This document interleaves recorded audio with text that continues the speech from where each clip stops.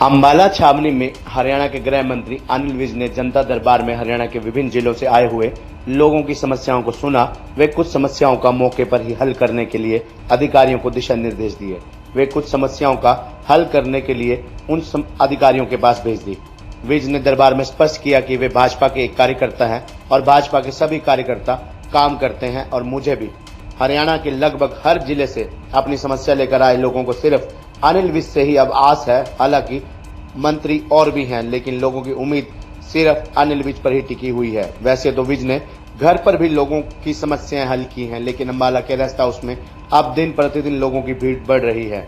लोग सुबह से ही आकर अनिल विज का इंतजार करते हैं। कुछ लोग खाना साथ लाते हैं और कुछ नहीं।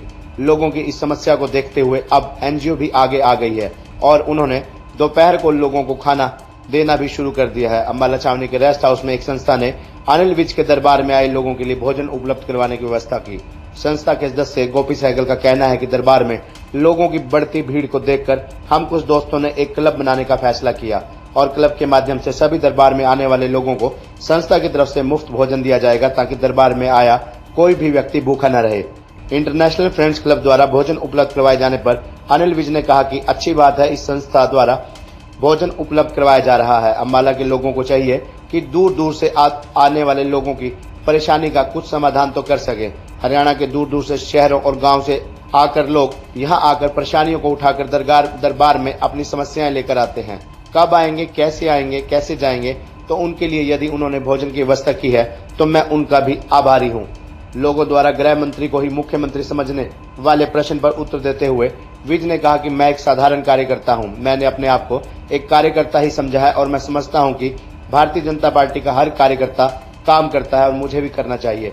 विज ने काम न करने वाले अधिकारियों को चेतावनी देते हुए कहा कि जो भी अधिकारी कर्मचारी जनता को तंग करेगा, परेशान करेगा, काम में देरी करेगा, भ्रष्टाचार करेगा, तो अनिल विज के पास माफी का खाता तो है ही नहीं, मैं तो कार्रवाई करूंगा ही।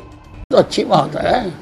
ये तो अंबाला छावनी की लोगों की संस्थाओं का जिम्मेवारी बनती है कि इतनी दूर से आते हैं, नूह से आते हैं, सिरसा से आते हैं, पलवल से आते हैं, इतनी दूर से आते हैं लोग। पता नहीं कब आए होंगे, कब जाएंगे, कैसे आए होंगे, कैसे जाएंगे।